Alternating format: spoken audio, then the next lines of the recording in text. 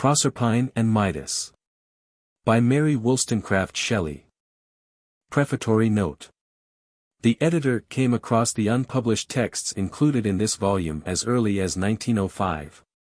Perhaps he ought to apologize for delaying their appearance in print. The fact is he has long been afraid of overrating their intrinsic value. But as the great Shelley centenary year has come, perhaps this little monument of his wife's collaboration may take its modest place among the tributes which will be paid to his memory. For Mary Shelley's mythological dramas can at least claim to be the proper setting for some of the most beautiful lyrics of the poet, which so far have been read in undue isolation. And even as a literary sign of those times, as an example of that classical renaissance which the Romantic period fostered, they may not be altogether negligible. These biographical and literary points have been dealt with in an introduction for which the kindest help was long ago received from the late Dr. Garnett and the late Lord Abinger. Sir Walter Raleigh was also among the first to give both encouragement and guidance. My friends Emile Pons and Mr. Roger Ingpen have read the book in manuscript. The authorities of the Bodleian Library and of the Clarendon Press have been as generously helpful as is their well-known wont. To all the editor wishes to record his acknowledgments and thanks. Strasbourg. How do you find this book? Any thoughts about the book or the author?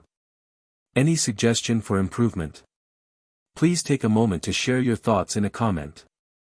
If you like it, share it with your friends who might enjoy it as well. Subscribe to keep in touch. Visit CompleteAudiobooks.com for more quality content. Introduction. 1. The compositions published in Mrs. Shelley's lifetime afford but an inadequate conception of the intense sensibility and mental vigor of this extraordinary woman. Thus wrote Dr. Garnett, in 1862, preface to his Relics of Shelley. The words of praise may have sounded unexpectedly warm at that date. Perhaps the present volume will make the reader more willing to subscribe, or less inclined to demur. Mary Godwin in her younger days certainly possessed a fair share of that nimbleness of invention which generally characterizes women of letters. Her favorite pastime as a child, she herself testifies, one had been to write stories. And a dearer pleasure had been, to use her own characteristic abstract and elongated way of putting it, the following up trains of thought which had for their subject the formation of a succession of imaginary incidents. All readers of Shelley's life remember how later on, as a girl of 19, and a 2-years wife, she was present, a devout but nearly silent listener, at the long symposia held by her husband and Byron in Switzerland, June 1816. And how the pondering over German horrors, and a common resolve to perpetrate ghost stories of their own, led her to imagine that most unwomanly of all feminine romances, Frankenstein. The paradoxical effort was paradoxically successful, and, as publishers' lists aver to this day, Frankenstein's monster has turned out to be the hardest-lived specimen of the rawhead and bloody bones school of romantic tales. So much, no doubt, to the credit of Mary Shelley. But more creditable, surely, is the fact that she was not tempted, as Monk Lewis had been, to persevere in those lugubrious themes. Although her publishers, pour cause, insisted on styling her the author of Frankenstein, an entirely different vein appears in her later productions. Indeed, a quiet reserve of tone, a slow, sober, and sedate bearing, are henceforth characteristic of all her literary attitudes. It is almost a case of running from one to the other extreme. The force of style which even adverse critics acknowledged in Frankenstein was sometimes perilously akin to the most disputable kinds of romantic rant. But in the historical or society novels which followed, in the contributions which graced the keepsakes of the 30s, and even, alas, in the various prefaces and commentaries which accompanied the publication of so many poems of Shelley, his wife succumbed to an increasing habit of almost Victorian reticence and dignity. And those later novels and tales, though they sold well in their days and were kindly reviewed, can hardly boast of any reputation now. Most of them are pervaded by a brooding spirit of melancholy of the moping rather than the musical sort, and consequently rather ineffective as an artistic motive. Students of Shelley occasionally scan those pages with a view to pick some obscure hints and indirections, some veiled reminiscences, in the stories of the adventures and misfortunes of the last man or Lodore. And the books may be good biography at times, they are never life. Altogether there is a curious contrast between the two aspects, hitherto revealed, of Mary Shelley's literary activities.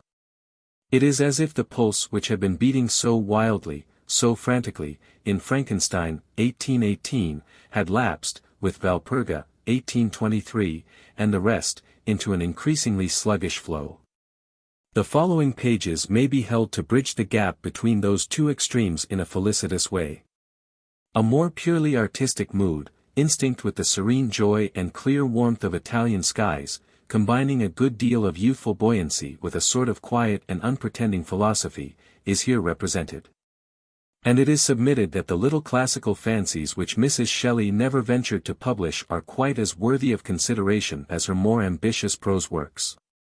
For one thing they give us the longest poetical effort of the writer. The moon of Epipsychidion never seems to have been thrilled with the music of the highest spheres. Yet there were times when Shelley's inspiration and example fired her into something more than her usual calm and cold brilliancy. One of those periods, perhaps the happiest period in Mary's life, was during the early months in Italy of the English exiles.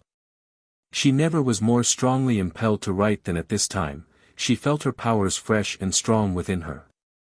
All she wanted was some motive, some suggestion to guide her in the choice of a subject, too.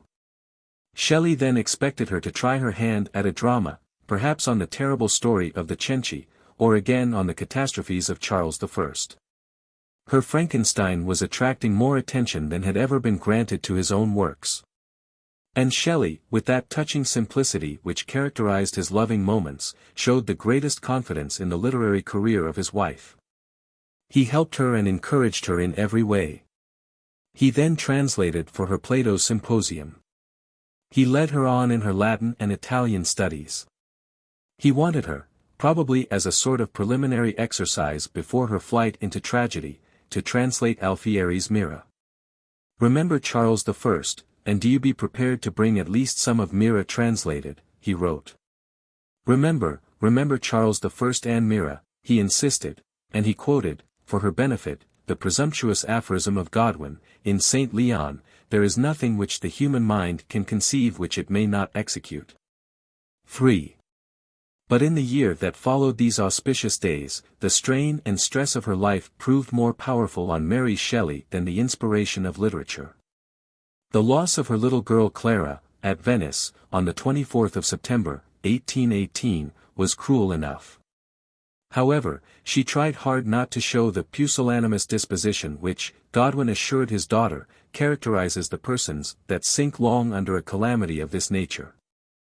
But the death of her boy, William, at Rome, on the 4th of June, 1819, reduced her to a kind of despair. Whatever it could be to her husband, Italy no longer was for her a paradise of exiles. The flush and excitement of the early months, the first fine careless rapture, were forever gone. I shall never recover that blow, Mary wrote on the 27th of June, 1819, the thought never leaves me for a single moment. Everything on earth has lost its interest for me. This time her imperturbable father philosophized in vain. With a more sympathetic and acuter intelligence of her case, Leigh Hunt insisted, July 1819, that she should try and give her paralyzing sorrow some literary expression, strike her pen into some genial subject, and bring up a fountain of gentle tears for us. But the poor childless mother could only rehearse her complaint, to have won, and thus cruelly to have lost, August 4, 1819. In fact she had, on William's death, discontinued her diary. Yet on the date just mentioned, as Shelley reached his 27 years, she plucked up courage and resumed the task. Shelley, however absorbed by the creative ardor of his Annus Mirabilis, could not but observe that his wife's spirits continued wretchedly depressed, August 5, 1819. And though masculine enough to resent the fact at times more than pity it, he was human enough to persevere in that habit of cooperative reading and writing which is one of the finest traits of his married life. I write in the morning, his wife testifies, read Latin till 2, when we dine. Then I read some English book, and 2 cantos of Dante with Shelley 5, a fair average, no doubt, of the homely aspect of the great days which produced the Cenci and Prometheus. On the November 12th, in Florence, the birth of a second son, Percy Florence Shelley, helped Mary out of her sense of bereavement. Subsequent letters still occasionally admit low spirits. But the entries in the journal make it clear that the year 1819-20 was one of the most pleasantly industrious of her life. Not Dante only, but a motley series of books, great and small, ancient and modern, English and foreign, bespoke her attention. Not content with Latin, and the extemporized translations which Shelley could give her of Plato's Republic, she started Greek in 1820, and soon came to delight in it. And again she thought of original composition. Write, work, the words now occur daily in her journal. These must mainly refer to the long historical novel, which she had planned, as early as 1819, 6 under the title of Castruccio, Prince of Lucca, and which was not published until 1823, as Valperga. It was indeed a laborious task. The novel, illustrative of the manners of the Middle Ages in Italy, had to be raked out of 50 old books, as Shelley said. 7. But heavy as the undertaking must have been, it certainly did not engross all the activities of Shelley's wife in this period. And it seems highly probable that the 2 little mythological dramas which we here publish belong to this same year 1820. The evidence for this date is as follows. Shelley's lyrics, which these dramas include, were published by his wife, Posthumous Poems, 1824, among the poems written in 1820.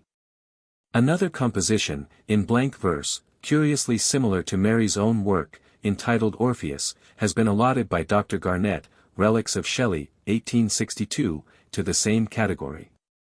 8. Again, it may well be more than a coincidence, that the Proserpine motive occurs in that passage from Dante's Purgatorio, Canto 28, on Matilda gathering flowers, which Shelley is known to have translated shortly before Medwin's visit in the late autumn of 1820. Oh come, that I may hear thy song, like Proserpine, in Enna's glen.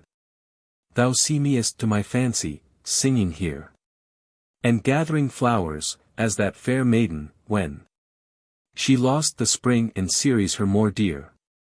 9.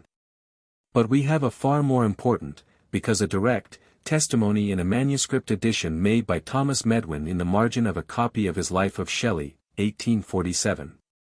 10. The passage is clearly intended, though chronology is no more than any other exact science the forte of that most tantalizing of biographers, to refer to the year 1820. Mrs. Shelley had at this time been writing some little dramas on classical subjects, one of which was The Rape of Proserpine, a very graceful composition which she has never published. Shelley contributed to this the exquisite fable of Arethusa and the invocation to Ceres. Among the nymphs gathering flowers on Enna were 2 whom she called Ino and Uno, names which I remember in the dialogue were irresistibly ludicrous. She also wrote one on Midas, into which were introduced by Shelley, in the contest between Pan and Apollo, the sublime effusion of the latter, and Pan's characterized ode. This statement of Medwin finally settles the question. The friend at whose request, Mrs. Shelley says, 11 the lyrics were written by her husband, was herself. And she was the author of the dramas. 12. The manuscript, Bodleian Library, M.S. Shelley, D. 2, looks like a cheap exercise book, originally of 40, now of 36 leaves, 8 1/4 x 6 inches, in boards. The contents are the dramas here presented, written in a clear legible hand, the equable hand of Mrs. Shelley. 13. There are very few words corrected or cancelled. It is obviously a fair copy. Mr. C. D. Locock, in his examination of the Shelley manuscripts in the Bodleian Library, Clarendon Press, Oxford, 1903, pp. 24-25, has already pointed out the valuable emendations of the received text of Shelley's lyrics which are found here. In fact, the only mystery is why neither Shelley, nor Mary in the course of her long widowed years, should have published these curious, and surely not contemptible, byproducts of their cooperation in the fruitful year 1820. 2. For indeed there is more than a personal interest attached to these writings of Mrs. Shelley's. The fact that the same mind which had revelled, a few years earlier, in the fantastical horrors of Frankenstein's abortive creation, could now dwell on the melancholy fate of Proserpine or the humorous disappointment of Midas, and delight in their subtle poetical or moral symbolism, this fact has its significance. It is one of the earliest indications of the revival, in the heart of Romanticism, of the old love of classical myths and classical beauty. The subject is a wide one, and cannot be adequately dealt with in this place. But a few words may not be superfluous for a correct historical appreciation of Mrs. Shelley's attempt. How deficient had been the sense of classical beauty in the so-called classical age of English literature, is a trite consideration of criticism. The treatment of mythology is particularly conclusive on this point. Throughout the Augustan era, mythology was approached as a mere treasure house of pleasant fancies, artificial decorations, motives, whether sumptuous or meretricious. Allusions to Jove and Venus, Mercury, Apollo, or Bacchus, are of course found in every other page of Dryden, Pope, Prior, Swift, Gay, and Parnell. But no fresh presentation, no loving interpretation, of the old myths occur anywhere. The immortal stories were then part and parcel of a sort of poetical curriculum through which the whole school must be taken by the stern master's tradition and propriety. There is little to be wondered at, if this matter of curriculum was treated by the more passive scholars as a matter of course, and by the sharper and less reverent disciples as a matter of fun.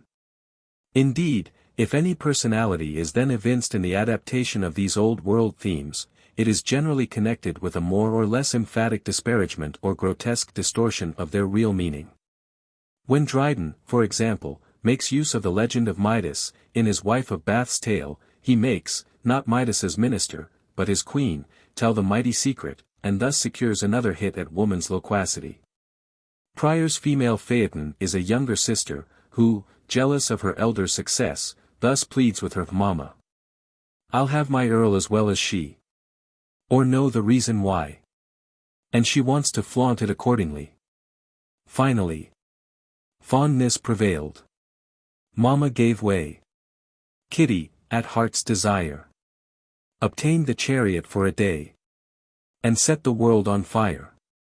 Pandora, in Parnell's Hesiod or The Rise of Woman, is only a shining vengeance, a pleasing bosom cheat, a specious ill, sent by the gods upon earth to punish the race of Prometheus. The most poetical fables of Greece are desecrated by Gay into mere miniatures for the decoration of his fan.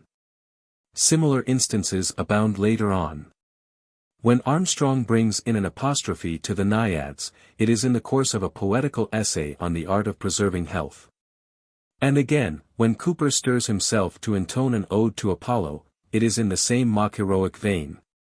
Patron of all those luckless brains that to the wrong side leaning, indite much meter with much pains, and little or no meaning. Even in Gray's, Pindaric Gray's, treatment of classical themes, there is a sort of pervading ennui, or the forced appreciativeness of a gouty, disappointed man. The daughter of Jove to whom he dedicates his hymns too often is Adversity. And classical reminiscences have, even with him, a dull musty tinge which recalls the antiquarian in his Cambridge college rooms rather than the visitor to Florence and Rome. For one thing, his allusions are too many, and too transitory, to appear anything but artistic tricks and verse-making tools. The Aegean deep, and Delphi's steep, and Meander's amber waves, and the rosy-crowned loves, are too cursorily summoned, and dismissed, to suggest that they have been brought in for their own sweet sakes. It was thus with all the fine quintessences of ancient lore, with all the pearl-like accretions of the faiths and fancies of the old world, they were handled about freely as a kind of curious but not so very rare coins, which found no currency in the deeper thoughts of our modern humanity, and could therefore be used as a mere badge of the learning and taste of a literary coterie. The very names of the ancient gods and heroes were in fact assuming that abstract anemic look which common nouns have in everyday language. Thus, when Garrick, in his verses upon a lady's embroidery, mentions Arachne, it is obvious that he does not expect the reader to think of the daring challenger of Minerva's art, or the princess of Lydia, but just of a plain spider. And again, when Falconer, in his early monody on the death of the Prince of Wales, expresses a rhetorical wish to aid hoarse howling Boreas with his sighs. That particular son of Astraeus, whose love for the nymph Orithyia was long unsuccessful, because he could not sigh, is surely far from the poet's mind. And, to swell the wind, or the gale, would have served his turn quite as well, though less elegantly. Even Gibbon, with all his partiality for whatever was pre- or post-Christian, had indeed no better word than elegant for the ancient mythologies of Greece and Rome. And he surely reflected no particularly advanced opinion when he praised and damned, in one breath, the pleasant and absurd system of paganism. 14 No wonder if in his days, and for a long time after, the passionate giants of the ages of fable had dwindled down to the pretty puppets with which the daughters of the gentry had to while away many a school hour. But the days of this rhetorical, or satirical, didactic, or perfunctory, treatment of classical themes were doomed. It is the glory of Romanticism to have opened magic casements not only on the foam of perilous seas in the West, but also on the chambers of the East. The chambers of the sun, that now from ancient melody had ceased. 15. Romanticism, as a freshening up of all the sources of life, a general rejuvenescence of the soul, a ubiquitous visiting of the spirit of delight and wonder, could not confine itself to the fields of medieval romance. Even the records of the Greek and Roman thought assumed a new beauty, the classical sense was let free from its antiquarian trammels, and the perennial fanes resounded to the songs of a more impassioned worship. The change, however, took some time. And it must be admitted that in England, especially, the Romantic movement was slow to go back to classical themes. Winckelmann and Goethe, and Chenier, the last, indeed, practically all unknown to his contemporaries, had long rediscovered antiquity, and felt its pulse anew, and praised its enduring power, when English poetry had little, if anything, to show in answer to the plaintive invocation of Blake to the ancient muses. The first generation of English romantics either shunned the subject altogether, or simply echoed Blake's isolated lines in isolated passages as regretful and almost as despondent. From Persia to Paraguay Southey could wander and seek after exotic themes, his days could be passed among the dead, but neither the classic lands nor the classic heroes ever seemed to have detained him. Walter Scott's sphere of sensation may be almost exactly limited by the growth of heather, as Ruskin says, 16 and when he came to Rome, his last illness prevented him from any attempt he might have wished to make to enlarge his field of vision. Wordsworth was even less far-travelled, and his homemade poetry never thought of the pagan and his creed outworn, but as a distinct piesaller in the way of inspiration. 17 And again, though Coleridge has a few magnificent lines about them, he seems to have even less willingly than Wordsworth hearkened after the intelligible forms of ancient poets, the fair humanities of old religion. 18. It was to be otherwise with the later English Romantic poets. They lived and worked at a time when the whole atmosphere and even the paraphernalia of literary composition had just undergone a considerable change. After a period of comparative seclusion and self-concentration, England at the Peace of Amiens once more found its way to Europe, and vice versa. And from our point of view this widening of prospects is especially noticeable. For the classical revival in Romanticism appears to be closely connected with it. It is an alluring subject to investigate. How the progress of scholarship, the recent finds of archaeology, the extension of traveling along Mediterranean shores, the political enthusiasms evoked by the stirrings of young Italy and young Greece, all combine to reawaken in the poetical imagination of the times the dormant memories of antiquity has not yet been told by the historians of literature. 19. But, and this is sufficient for our purpose, every one knows what the Elgin marbles have done for Keats and Shelley. And what inspirations were derived from their pilgrimages in classic lands by all the poets of this and the following generation, from Byron to Landor. Such experiences could not but react on the common conception of mythology. A knowledge of the great classical sculpture of Greece could not but invest with a new dignity and chastity the notions which so far had been nurtured on the Venus de Medici and the Belvedere Apollo. Even Shelley lived and possibly died under their spell. And returning to the nature which had inspired the ancient myths, the Romantic poets must have felt with a keener sense their exquisite vitality. 20 The whole tenor of English Romanticism may be said to have been affected thereby. For English Romanticism, and this is one of its most distinctive merits, had no exclusiveness about it. It was too spontaneous, one would almost say, too unconscious, ever to be clannish. It grew, untrammeled by codes, uncrystallized into formulas, a living thing always, not a subject matter for grandiloquent manifestos and more or less dignified squabbles. It could therefore absorb and turn to account elements which seemed antagonistic to it in the more sophisticated forms it assumed in other literatures. Thus, whilst French Romanticism, in spite of what it may or may not have owed to Chenier, became often distinctly, deliberately, willfully anti-classical. Whilst for example 21 Victor Hugo in that all-comprehending Legend des siècles could find room for the Hegira and for Zimzazimi, but did not consecrate a single line to the departed glories of mythical Greece. The Romantic poets of England may claim to have restored in freshness and purity the religion of antiquity. Indeed their voice was so convincing that even the great Christian chorus that broke out afresh in the Victorian era could not entirely drown it, and Elizabeth Barrett had an apologetic way of dismissing the dead Pan and all the vain false gods of Hellas, with an acknowledgment of your beauty which confesses some chief beauty conquering you. This may be taken to have been the average attitude, in the 40s, towards classical mythology.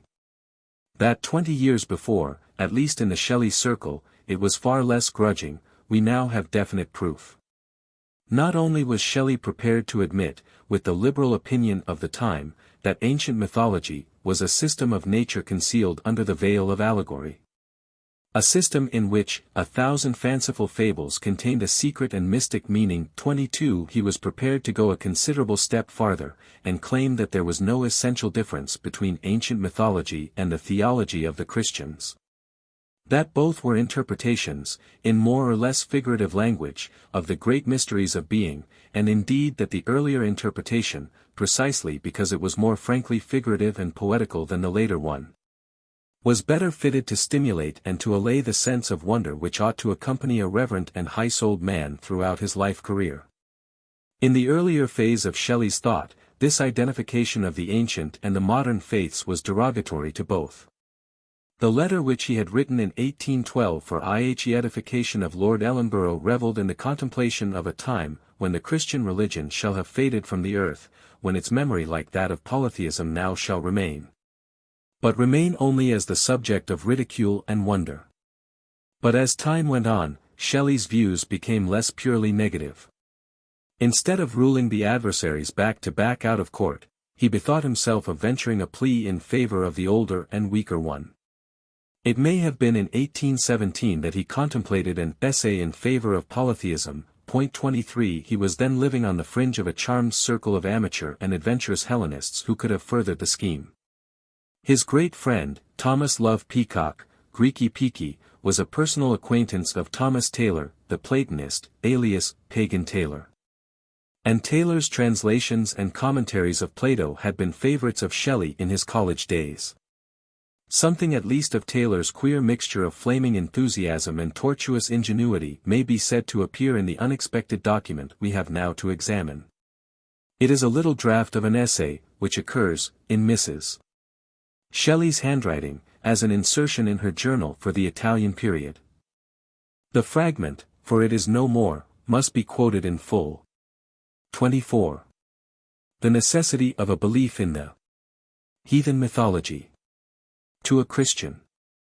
If two facts are related not contradictory of equal probability and with equal evidence, if we believe one we must believe the other. First, there is as good proof of the heathen mythology as of the Christian religion. 2ly that they do not contradict one another. Conclusion. If a man believes in one, he must believe in both. Examination of the proofs of the Christian religion, the Bible and its authors. The 12 stones that existed in the time of the writer prove the miraculous passage of the river Jordan.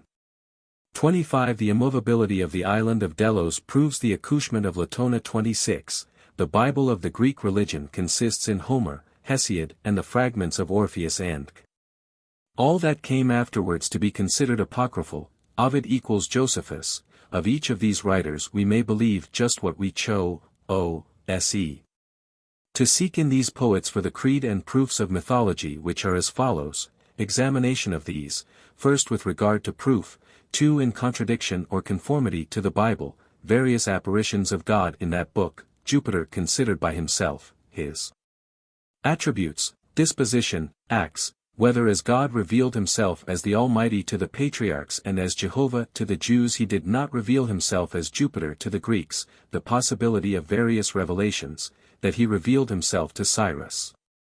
27. The inferior deities, the sons of God and the angels, the difficulty of Jupiter's children explained away, the imagination of the poets, of the prophets, whether the circumstance of the sons of God living with women 28 being related in one sentence makes it more probable than the details of Greek, various messages of the angels, of the deities, Abraham, Lot or Tobit, Raphael, Mercury to Priam 29, Calypso and Ulysses. The angel Wd then play the better part of the two, whereas he now plays the worse. The ass of Balaam, oracles, prophets. The revelation of God as Jupiter to the Greeks, a more successful revelation than that as Jehovah to the Jews, power, wisdom, beauty, and obedience of the Greeks, greater and of longer continuance, than those of the Jews. Jehovah's promises worse kept than Jupiter's. The Jews or prophets had not a more consistent or decided notion concerning afterlife and the judgments of God than the Greeks. Angels disappear at one time in the Bible and afterwards appear again. The revelation to the Greeks more complete than to the Jews, prophesies of Christ by the heathens more incontrovertible than those of the Jews. The coming of X, a confirmation of both religions. The cessation of oracles, a proof of this. The Zions better off than any but the Jews, as blind as the heathens, much more conformable to an idea of the goodness of God that he should have revealed himself to the Greeks than that he left them in ignorance. Virgil and Ovid not truth of the heathen mythology, but the interpretation of a heathen, as Milton's Paradise Lost is the interpretation of a Christian religion of the Bible. The interpretation of the mythology of Virgil and the interpretation of the Bible by Milton compared, whether one is more inconsistent than the other, in what they are contradictory. Prometheus Desmotes quoted by Paul 30, all religion false except that which is revealed. Revelation depends upon a certain degree of civilization, writing necessary, no oral tradition to be a part of faith, the worship of the sun no revelation, having lost the books of the Egyptians we have no knowledge of their peculiar revelations. If the revelation of God to the Jews on Mount Sinai had been more peculiar and impressive than some of those to the Greeks, they would not immediately after have worshipped a calf, a latitude in revelation, how to judge of prophets, the proof of the Jewish prophets being prophets. The only public revelation that Jehovah ever made of himself was on Mount Sinai. Every other depended upon the testimony of a very few and usually of a single individual. We will first therefore consider the revelation of Mount Sinai. Taking the fact plainly, it happened thus. The Jews were told by a man whom they believed to have supernatural powers that they were to prepare for that God would reveal himself in 3 days on the mountain at the sound of a trumpet. On the 3rd day there was a cloud and lightning on the mountain and the voice of a trumpet extremely loud. The people were ordered to stand round the foot of the mountain and not on pain of death to infringe upon the bounds. The man in whom they confided went up the mountain and came down again bringing them word. The draft unfortunately leaves off here. And we are unable to know for certain whether this Shelleyan paradox, greatly daring, meant to minimize the importance of the only public revelation granted to the chosen people. But we have enough to understand the general trend of the argument. It did not actually intend to sap the foundations of scriptural authority. But it was bold enough to risk a little shaking in order to prove that the sacred books of the Greeks and Romans did not, after all, present us with a much more rickety structure. This was a task of conciliation rather than destruction. And yet even this conservative view of the Shelleys' exegesis cannot, and will not, detract from the value of the above document. Surely, this curious theory of the equal inspiration of polytheism and the Jewish or Christian religions, whether it was invented or simply espoused by Mrs. Shelley, evinces in her, for the time being at least, a very considerable share of that adventurous if somewhat uncritical alacrity of mind which carried the poet through so many religious and political problems. It certainly vindicates her, more completely perhaps than anything hitherto published, against the strictures of those who knew her chiefly or exclusively in later years, and could speak of her as a most conventional slave, who even affected the pious dodge, and was not a suitable companion for the poet. 31 Mrs. Shelley, at 23 years of age, had not yet run the full career of her humor. And her enthusiasm for classical mythology may well have, later on, gone the way of her admiration for Spinoza, whom she read with Shelley that winter, 1820-1, as Medwin notes 32, and whose arguments she then thought irrefutable, tempora mutantur. However that may be, the two little mythological dramas on Proserpine and Midas assume, in the light of that enthusiasm, a special interest. They stand, or fall, both as a literary, and to a certain extent as an intellectual effort. They are more than an attitude, and not much less than an avowal. Not only do they claim our attention as the single poetical work of any length which seems to have been undertaken by Mrs. Shelley. They are a unique and touching monument of that intimate cooperation which at times, especially in the early years in Italy, could make the union of the May and the Elf almost unreservedly delightful. It would undoubtedly be fatuous exaggeration to ascribe a very high place in literature to these little Ovidian fancies of Mrs. Shelley. The scenes, after all, are little better than adaptations, fairly close adaptations, of the Latin poet's well-known tales. Even Proserpine, though clearly the more successful of the two, both more strongly knit as drama, and less uneven in style and versification, cannot for a moment compare with the far more original interpretations of Tennyson, Swinburne, or Meredith. 33 But it is hardly fair to draw in the great names of the latter part of the century. The parallel would be more illuminating, and the final award passed on Mrs. Shelley's attempt more favorable, if we were to think of a contemporary production like Barry Cornwall's Rape of Proserpine, which, being published in 1820, it is just possible that the Shelleys should have known. B. W. Proctor's poem is also a dramatic scene, written in imitation of the mode originated by the Greek tragic writers. In fact, those hallowed models seem to have left far fewer traces in Barry Cornwall's verse than the Alexandrian, or pseudo-Alexandrian, tradition of meretricious graces and coquettish fancies, which the 18th century had already run to death.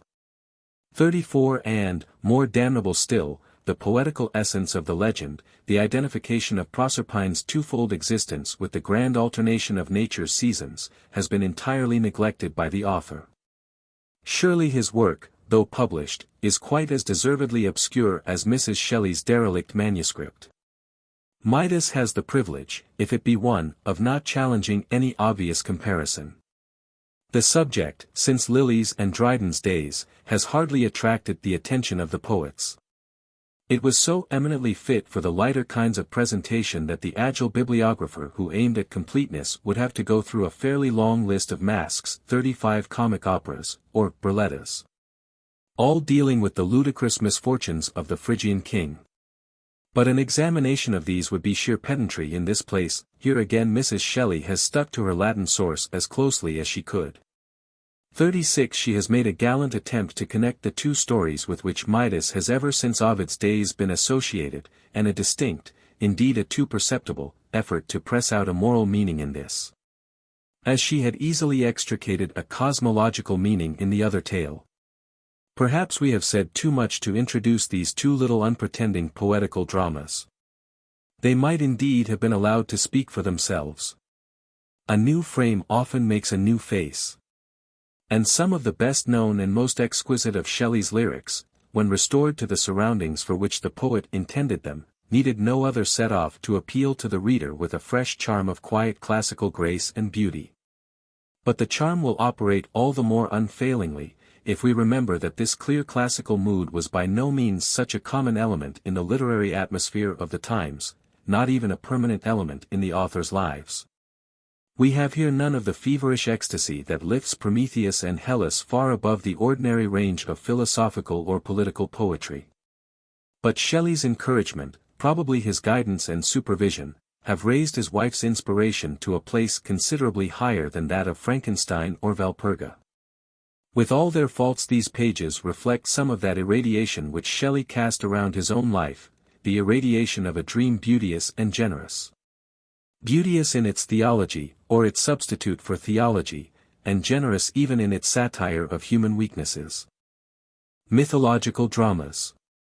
Unless otherwise pointed out, by brackets, or in the notes, the text, spelling, and punctuation of the MS have been strictly adhered to. Proserpine. A drama in 2 acts. Dramatis Personae. Series. Proserpine. Ino, nymphs attendant upon Proserpine. Iris. Arethusa, naiad of a spring. Shades from hell, among which Ascalaphus. Scene, the plain of Enna, in Sicily. Act 1. Scene, a beautiful plain, shadowed on one side by an overhanging rock, on the other a chestnut wood. Etna at a distance. Enter Ceres, Proserpine, Ino and Juno. Prose. Dear mother, leave me not.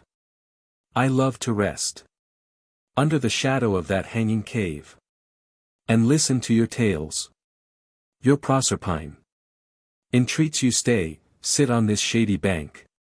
And as I twine a wreath tell once again the combat of the Titans and the gods, or how the Python fell beneath the dart of dread Apollo, or of Daphne's change, that coyest Grecian maid, whose pointed leaves now shade her lover's brow, and I the while, gathering the starry flowers of this fair plain, will weave a chaplet, mother, for thy hair. But without thee, the plain I think is vacant. Its 37 blossoms fade, its tall fresh grasses droop, nodding their heads like dull things half asleep. Go not, dear mother, from your Proserpine. 2. Ser. My lovely child, it is high Jove's command. The golden self-moved seats surround his throne. The nectar is poured out by Ganymede, and the ambrosia fills the golden baskets. They drink, for Bacchus is already there. But none will eat till I dispense the food. I must away, dear Proserpine, farewell. Juno can tell thee how the giants fell, or dark-eyed Ino sing the saddest change of Syrinx or of Daphne, or the doom of impious Prometheus, and the boy of fair Pandora, mother of mankind. This only charge I leave thee and thy nymphs. Depart not from each other. Be thou circled by that fair guard, and then no earth-born power would tempt my wrath, and steal thee from their sight. But wandering alone, by feint or force, you might be lost, and I might never know thy hapless fate. Farewell, sweet daughter mine. Remember my commands. Prose. Mother, farewell. Climb the bright sky with rapid wings, and swift as a beam shot from great Apollo's bow, rebounds from the calm mirror of the sea. Back to his quiver in the sun, do thou return again to thy loved Proserpine. Exit Ceres. 3. And now, dear nymphs, while the hot sun is high, darting his influence right upon the plain, let us all sit beneath the narrow shade that noontide Etna casts. And, Ino, sweet, come hither. And while idling thus we rest, repeat in verses sweet the tale which says, how great Prometheus from Apollo's car stole heaven's fire, a godlike gift for man. Or the more pleasing tale of Aphrodite. How she arose from the salt ocean's foam. And sailing in her pearly shell, arrived on Cyprus' sunny shore, where myrtles 38 bloomed. And sweetest flowers, to welcome beauty's queen. And ready harnessed on the golden sands, stood milk-white doves linked to a seashell car, with which she scaled the heavens, and took her seat among the admiring gods. Proserpine's tale is sweeter far than Ino's sweetest on. Prose Ino, you knew erewhile a river god, who loved you well and did you oft entice to his transparent waves and flower-strewn banks. He loved high poesy and wove sweet sounds, and would sing to you as you sat reclined on the fresh grass beside his shady cave, from which clear waters bubbled, dancing forth. 4. And spreading freshness in the noontide air. When you returned you would enchant our ears with tales and songs which did entice the fawns. 39. With Pan their king from their green haunts, to hear. Tell me one now, for like the god himself, tender they were and fanciful, and wrapped the hearer in sweet dreams of shady groves, blue skies, and clearest, pebble-paved streams. Ino. I will repeat the tale which most I loved, which tells how lily-crowned Arethusa, your favorite nymph, quitted her native Greece, flying the liquid god Alpheus, who followed, cleaving the desarts of the pathless deep, and rose in Sicily, where now she flows, the clearest spring of Enna's gifted plain. By Shelley. 40. Arethusa arose from her couch of snows in the Acroceraunian mountains, from cloud, and from crag, with many a jag, shepherding her bright fountains. She leapt down the rocks, with her rainbow locks, streaming among the streams. 5.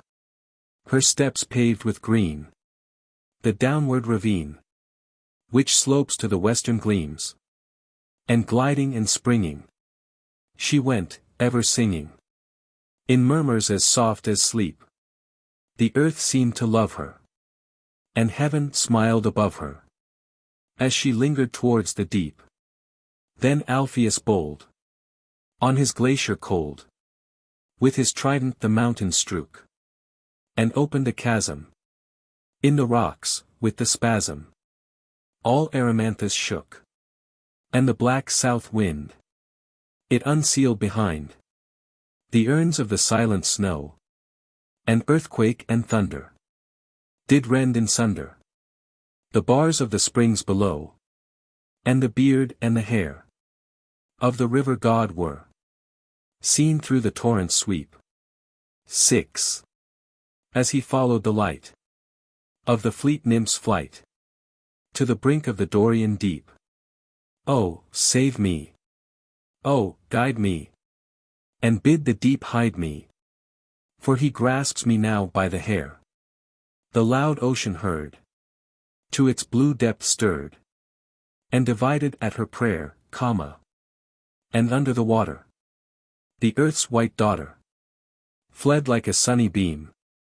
Behind her descended her billows unblended with the brackish Dorian stream, like a gloomy stain on the emerald main. Alpheus rushed behind, as an eagle pursuing a dove to its ruin, down the streams of the cloudy wind. 7.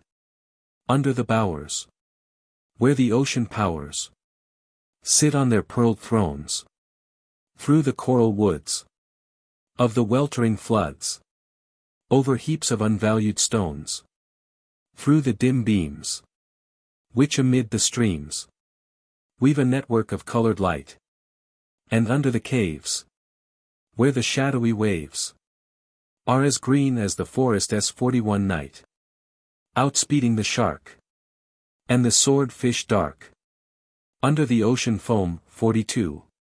And up through the rifts of the mountain cliffs, They passed to their Dorian home. And now from their fountains. In Enna's mountains. Down one vale where the morning basks. Like friends once parted. Grown single-hearted. They ply their watery tasks. 8. At sunrise they leap. From their cradles steep. In the cave of the shelving hill. At noontide they flow. Through the woods below. And the meadows of asphodel. And at night they sleep. In the rocking deep. Beneath the Ortygian shore. Like spirits that lie. In the azure sky. When they love, but live no more. Prose thanks, Ino dear, you have beguiled an hour. With poesy that might make pause to list. The nightingale in her sweet evening song. But now no more of ease and idleness. The sun stoops to the west, and Enna's plain is overshadowed by the growing form of giant Etna. Nymphs, let us arise. And cull the sweetest flowers of the field. And with swift fingers twine a blooming wreath. For my dear mother's rich and waving hair. You know. Violets blue and white anemones. 9. Bloom on the plain, but I will climb the brow.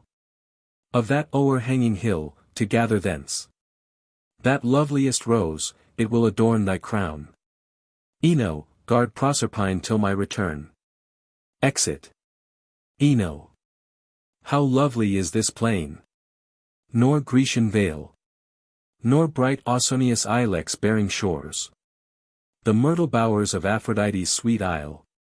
Or Naxos burthened with the luscious vine. Can boast such fertile or such verdant fields. As these, which young spring sprinkles with her stars. Nor Crete which boasts fair Amalthea's horn. Can be compared with the bright golden 43 fields. Of Ceres, queen of plenteous Sicily. Prose. Sweet Ino, well I know the love you bear. My dearest mother prompts your partial voice. And that love makes you doubly dear to me. But you are idling, look, my lap is full. Of sweetest flowers.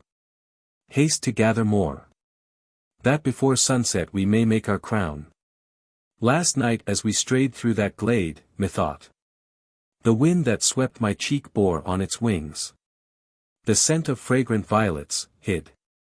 Beneath the straggling underwood. Haste, sweet. To gather them, fear not, I will not stray. Ino. Nor fear that I shall loiter in my task. Exit. 10. By Shelley. Prose, sings as she gathers her flowers. Sacred goddess, Mother Earth. Thou from whose immortal bosom gods, and men, and beasts have birth. Leaf, and blade, and bud, and blossom. Breathe thine influence most divine. On thine own child Proserpine. If with mists of evening dew. Thou dost nourish these young flowers. Till they grow in scent and hue. Fairest children of the hours, breathe thine influence most divine. On thine own child Proserpine. She looks around. My nymphs have left me, neglecting the commands of my dear mother. Where can they have strayed? Her caution makes me fear to be alone. I'll pass that yawning cave and seek the spring of Erythus, where water lilies bloom. Perhaps the nymph now wakes tending her waves. She loves me well and oft desires my stay. 11. The lilies shall adorn my mother's crown. Exit. After a pause enter Juno. Boon. I've won my prize. Look at this fragrant rose. But where is Proserpine? Ino has strayed. Too far I fear, and she will be fatigued. As I am now, by my long toilsome search. Enter Ino. Oh. You here, wanderer. Where is Proserpine? Ino. My lap's heaped up with sweets, dear Proserpine. You will not chide me now for idleness. Look, here are all the treasures of the field. First these fresh violets, which crouched beneath a mossy rock, playing at hide and seek, with both the sight and sense through the high fern. Star-eyed narcissi and the drooping bells of hyacinths and purple polion thus. Delightful flowers are these, but where is she? The loveliest of them all, our mistress dear. I know not, even now I left her here, guarded by you, O Ino, while I climbed up yonder steep for this most worthless rose. Know you not where she is? Did you forget Ceres' behest, and thus forsake her child? Ino. Chide not, unkind you know, I but went 1244. Down that dark glade, where underneath the shade of those high trees the sweetest violets grow. I went at her command. Alas! Alas! My heart sinks down, I dread she may be lost. You know, climb the hill, search that ravine, whose close, dark sides may hide her from our view. Oh, dearest, haste! Is that her snow-white robe? No, 'tis a fawn 45 beside its sleeping mother, browsing the grass. What will thy mother say? Dear Proserpine, what will bright Ceres feel, if her return be welcomed not by thee? Ino. These are wild thoughts, and we are wrong to fear that any ill can touch the child of heaven. She is not lost, trust me, she has but strayed up some steep mountain path, or in yon dell, or to the rock where yellow wallflowers grow, scaling with venturous step the narrow path, which the goats fear to tread. She will return and mock our fears. The sun now dips his beams in the bright sea. Ceres descends at eve from Jove's high conclave. If her much-loved child should meet her not in yonder golden field, where to the evening wind the ripe grain waves. 13. Its yellow head, how will her heart misgive? Let us adjure the naiad of yon brook, she may perchance have seen our Proserpine, and tell us to what distant field she's strayed. Wait thou, dear Ino, here, while I repair to the tree-shaded source of her swift stream. Exit you know. Ino. Why does my heart misgive? And scalding tears, that should but mourn, now prophesy her loss. Oh, Proserpine! Where'er your luckless fate has hurried you, to wastes of Desart sand, or black Cimmerian cave, or dread hell, yet Ino still will follow. Look where you know comes, with downcast eyes and faltering steps. I fear the worst. Re-enter you know. Has she not then been seen? Alas, all hope is vanished. Himera says she slept the livelong day while the hot beams of Phoebus drank her waves, nor did she wake until her reed-crowned head was wet with dew. If she had passed her grot she slept the while. Ino. Alas! Alas! I see the golden car, and hear the flapping of the dragon's wings. Ceres descends to earth. I dare not stay. I dare not meet the sorrow of her look, 14. The angry glance of her severest eyes. Quick up the mountain. I will search the dell. She must return, or I will never more. Exit. Ino.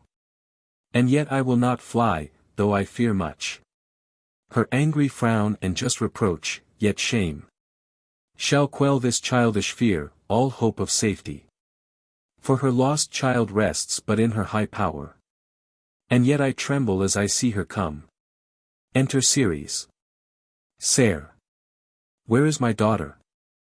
Have I aught to dread? Where does she stray? Ino, you answer not. She was I wont to meet me in yon field.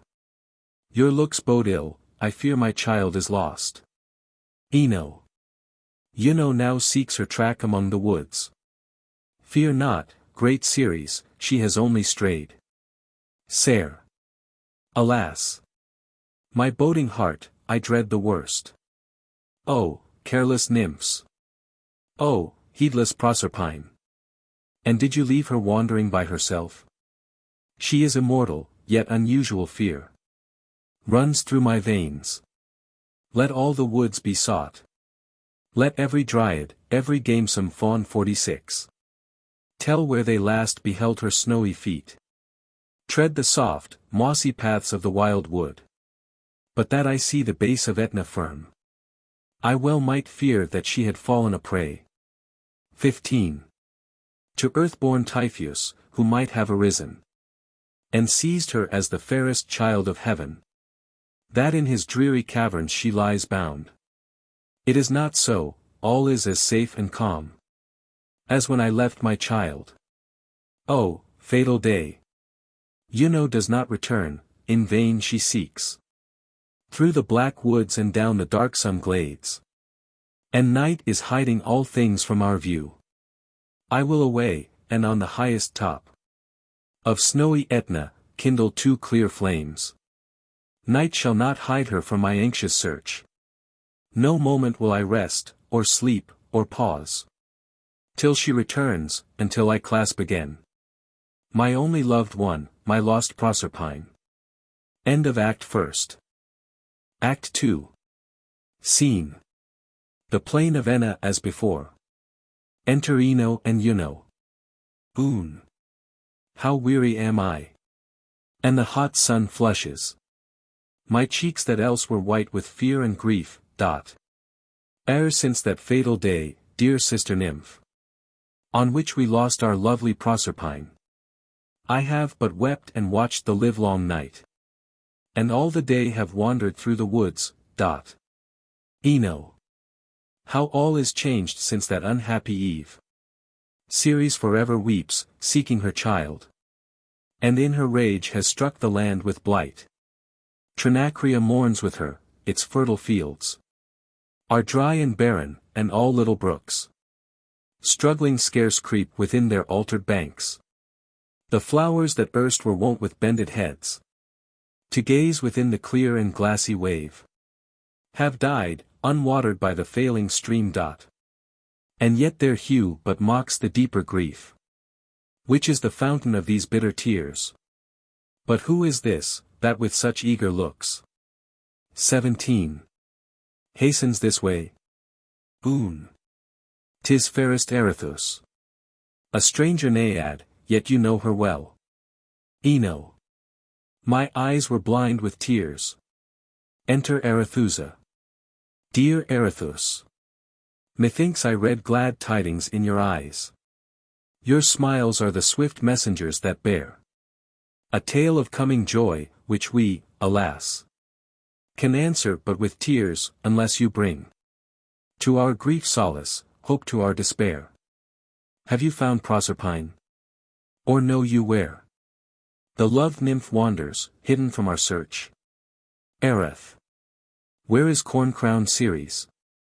I have hastened to ease her anxious heart. Oon! Oh! Dearest Naiad, herald of joy, now will great Ceres bless thy welcome coming and more welcome tale. Ino! Since that unhappy day when Ceres lost her much-loved child, she wanders through the isle. Dark blight is showered from her looks of sorrow, and where tall corn and all seed-bearing grass rose from beneath her step, they wither now. 18.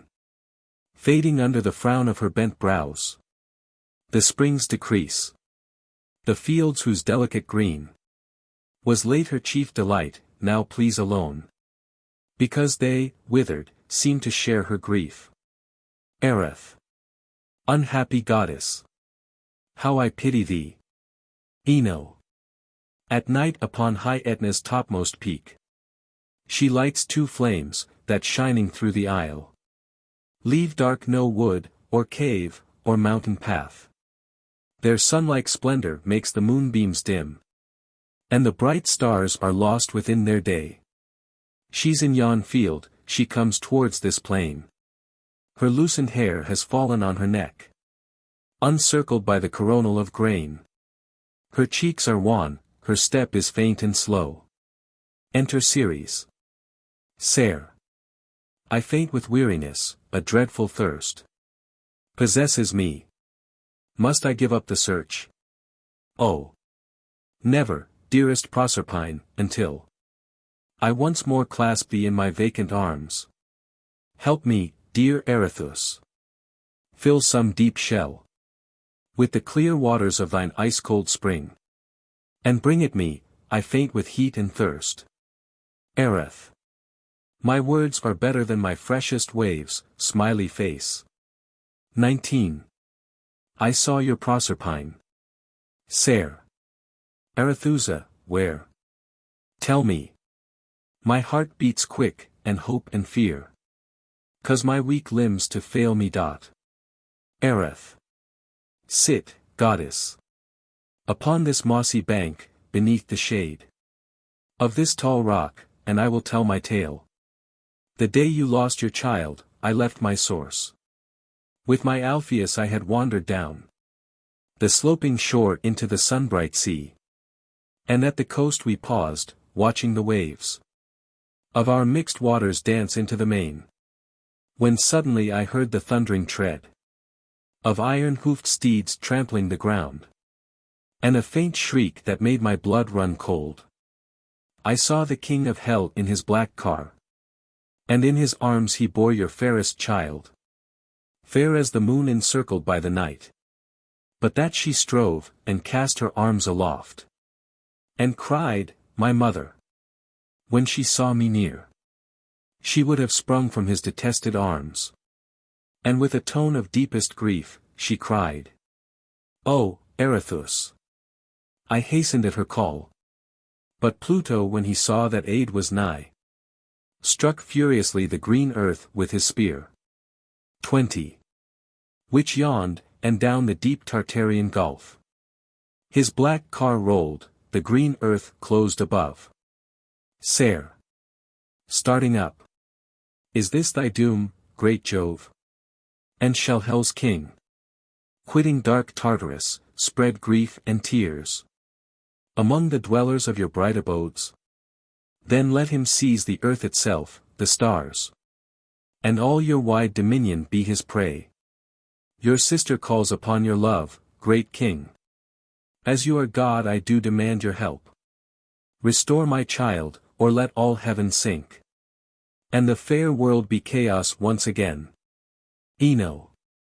Look, in the east that loveliest bow is formed, winky face. Heaven's single-arched bridge, it touches now the earth, and, mid the pathless wastes of heaven, it paves a way for Jove's fair messenger. Iris descends, and towards this field she comes. Ereth. Sovereign of harvests, 'tis the messenger that will bring joy to thee. Thine eyes light up with sparkling hope, thy cheeks are pale with dread. Enter Iris. Sere. Speak, heavenly Iris. Let thy words be poured into my drooping soul, like dews of eve on a too long parched field. Where is my Proserpine? 21. Iris.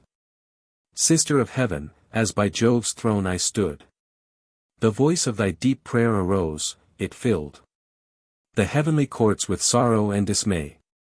The thunderer frowned, and heaven shook with dread. I bear his will to thee, 'tis fixed by fate.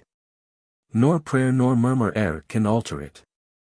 If Proserpine, while she has lived in hell, has not polluted by Tartarian food her heavenly essence, then she may return and wander without fear on Enna's plain, or take her seat among the gods above. If she has touched the fruits of Erebus, she never may return to upper air, but doomed to dwell amidst the shades of death, the wife of Pluto and the queen of hell. Sere. Joy treads upon the sluggish heels of care. The child of heaven disdains Tartarian food. Pluto, give up thy prey. Restore my child. Iris. Soon she will see again the Son of Heaven. By gloomy shapes, inhabitants of hell. Attended, and again behold the field of Enna, the fair flowers and the streams. Her late delight, and more than all, her mother. Ino. Our much-loved, long-lost mistress, do you come? 22. And shall once more your nymphs attend your steps? Will you again irradiate this isle that drooped when you were lost? 47. And once again Trinacria smile beneath your mother's eye. Ceres and her companions are ranged on one side in eager expectation. From the cave on the other enter Proserpine, attended by various dark and gloomy shapes bearing torches, among which Ascalaphus, Ceres and Proserpine embrace. Her nymphs surround her. Ser. Welcome, dear Proserpine. Welcome to light. To this green earth and to your mother's arms. You are too beautiful for Pluto's queen. In the dark Stygian air your blooming cheeks have lost their roseate tint, and your bright form has faded in that night unfit for thee. Prose. Then I again behold thee, mother dear. Again I tread the flowery plain of Enna, and clasp thee, Erithus, and you, my nymphs. I have escaped from hateful Tartarus, the abode of furies and all loathed shapes that thronged around me, making hell more black. Oh! I could worship thee, light-giving sun, who spreadest warmth and radiance o'er the world. Look at 48 the branches of those chestnut trees that wave to the soft breezes, while their stems 23 are tinged with red by the sun's slanting rays, and the soft clouds that float twixt earth and sky. How sweet are all these sights! There all is night. No god like that, pointing to the sun, smiles on the Elysian plains. The air is windless, and all shapes are still. Iris. And must I interpose in this deep joy, and sternly cloud your hopes? Oh! Answer me. Art thou still, Proserpine, a child of light? Or hast thou dimmed thy attributes of heaven by such Tartarian food as must forever condemn thee to be queen of hell and night? Prose.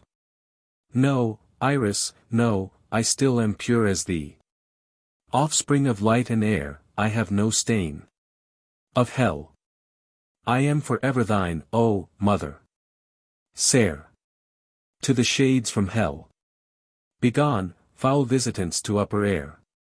Back to your dens. Nor stain the sunny earth by shadows thrown from forms so foul. Crouch in. Proserpine, child of light, is not your queen. To the nymphs. Quick bring my car, we will ascend to heaven.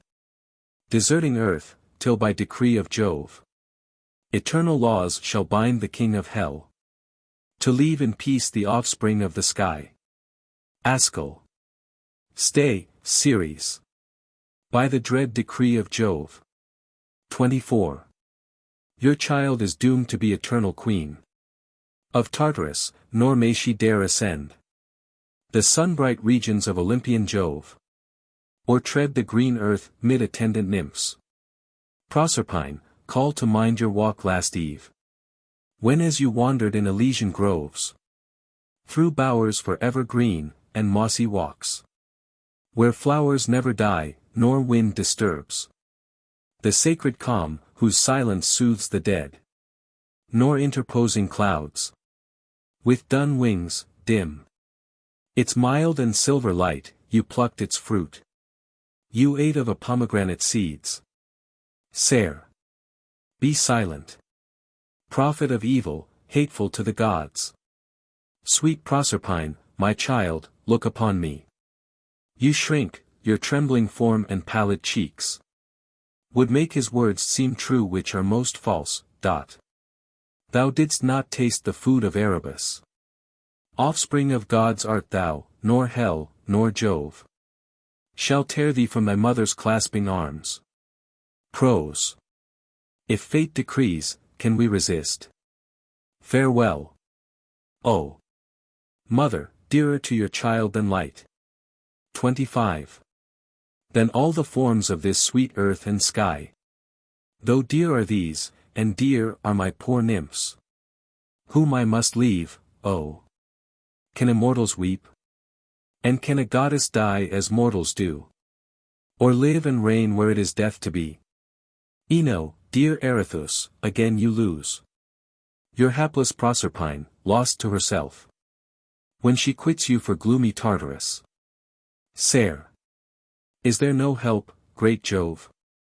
If she depart, I will descend with her, the earth shall lose its proud fertility, and Erebus shall bear my gifts throughout th unchanging year.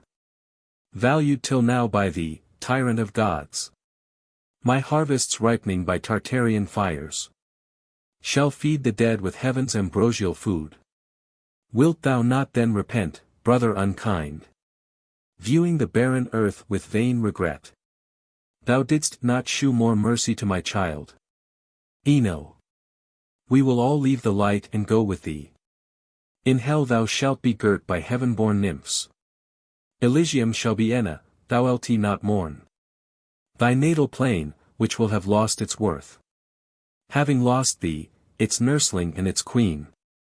Ereth. I will sink down with thee, my lily crown. 26. Shall bloom in Erebus, portentous loss. To earth, which by degrees will fade and fall. In envy of our happier lot in hell. And the bright sun and the fresh winds of heaven shall light its depths and fan its stagnant air. They cling round Proserpine, the shades of hell separate, and stand between them. Askel. Depart. She is our queen. Ye may not come. Hark to Jove's thunder. Shrink away in fear from unknown forms, whose tyranny ye'll feel in groans and tears if ye insult their power. Iris. Behold Jove's balance hung in upper sky. There are ye weighed, to that ye must submit. Sere. Oh, Jove, have mercy on a mother's prayer. Shall it be not to be akin to thee? And shall thy sister, queen of fertile earth, derided be by these foul shapes of hell?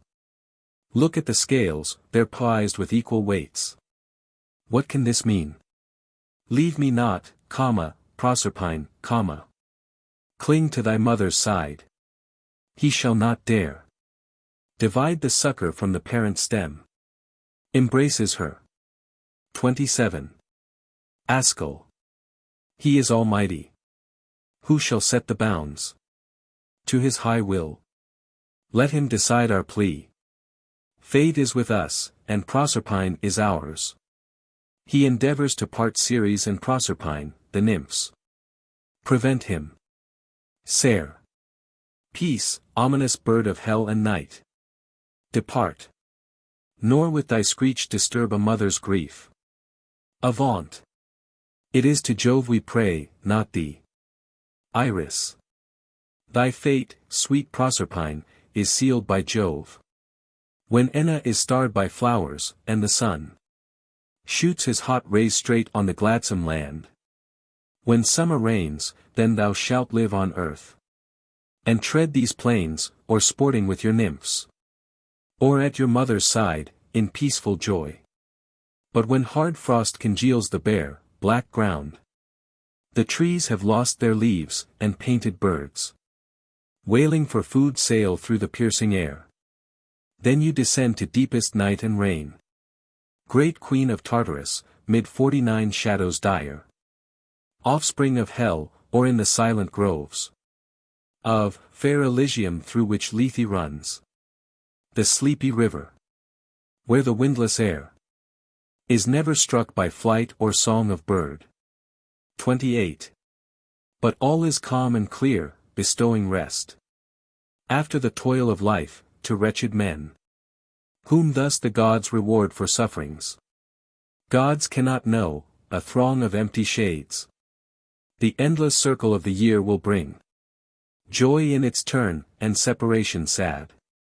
6 months to light and earth, 6 months to hell. Prose. Dear mother, let me kiss that tear which steals down your pale cheek altered by care and grief. This is not misery, 'tis but a slight change from our late happy lot. 6 months with thee, each moment freighted with an age of love. And the 6 short months in saddest Tartarus shall pass in dreams of swift returning joy. 6 months together we shall dwell on earth. 6 months in dreams we shall companions be. Jove's doom is void, we are forever joined. Ser. Oh, fairest child! Sweet summer visitor! Thy looks cheer me, so shall they cheer this land. Which I will fly, thou gone. Nor seed of grass or corn shall grow, thou absent from the earth. But all shall lie beneath in hateful night. 29. Until at thy return, the fresh green springs. The fields are covered o'er with summer plants. And when thou goest the heavy grain will droop and die under my frown, scattering the seeds that will not reappear till your return. Farewell, sweet child, queen of the nether world. There shine as chaste Diana's silver car. Island in the deep circumfluous night. Giver of fruits. For such thou shalt be styled. Sweet prophetess of summer, coming forth from the slant shadow of the wintry earth. In thy car drawn by snowy-breasted swallows. Another kiss, and then again farewell. Winter in losing thee has lost its all. And will be doubly bare, and hoar, and drear. Its bleak winds whistling o'er the cold pinched ground. Which neither flower or grass will decorate. And as my tears fall first, so shall the trees shed their changed leaves upon your 6 months' tomb. The clouded air will hide from Phoebus' eye the dreadful change your absence operates. Thus has black Pluto changed the reign of Jove. He seizes half the earth when he takes thee. The end. Midas. A drama in 2 acts. Dramatis Personae. Immortals. Apollo. Bacchus. Pan. Silenus. Molus, god of a hill. Fauns, Andk. Mortals. Midas, king of Phrygia. Zopyrion, his prime minister. Asphalion, Lacon, courtiers. Courtiers, attendants, priests, Andk. Scene, Phrygia. Act 1. Scene, a rural spot, on one side, a bare hill, on the other an ilex wood, a stream with reeds on its banks. The curtain rises and discovers Molus seated on a throne of turf, on his right hand Apollo with his lyre, attended by the Muses. On the left, Pan, Fauns, Andk. Enter Midas and Zopyrion. Midas. The hours have opened the palace of the dawn. And through the eastern gates of heaven, Aurora comes chariot on light, her wind-swift steeds, winged with roseate clouds, strain up the steep.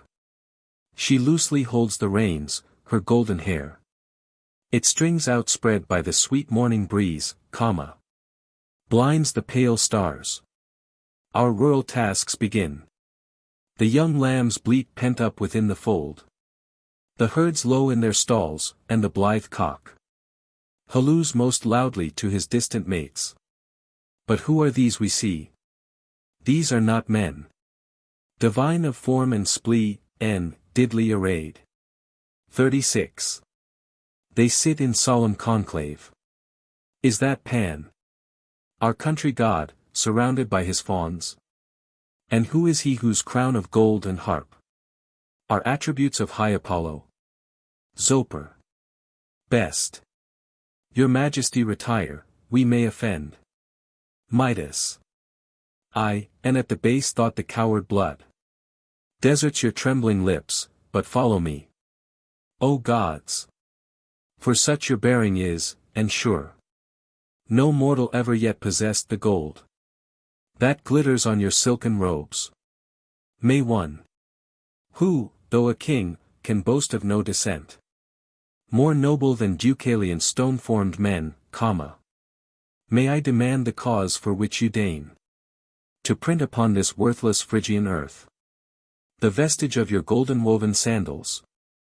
Or why that old white-headed man sits there upon that grassy throne, and looks as he were stationed umpire to some weighty cause?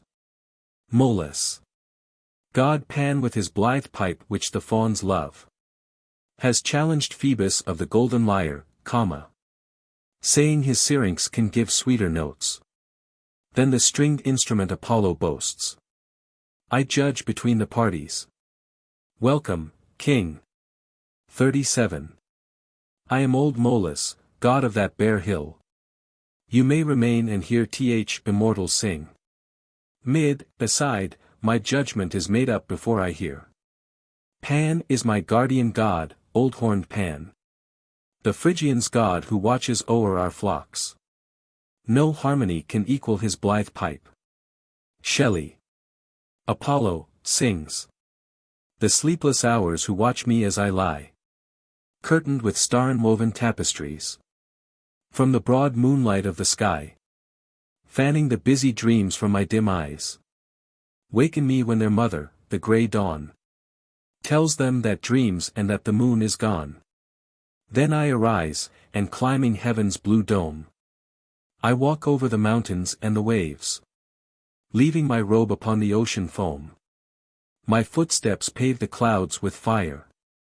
The caves are filled with my bright presence, and the air leaves the green earth to my embraces bare. The sunbeams are my shafts with which I kill deceit, that loves the night and fears the day.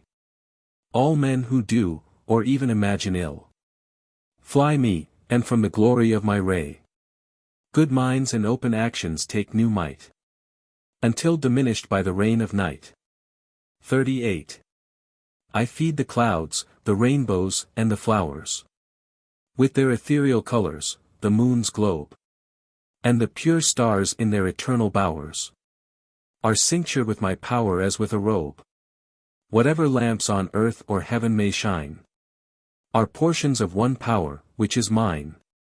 I stand at noon upon the peak of heaven.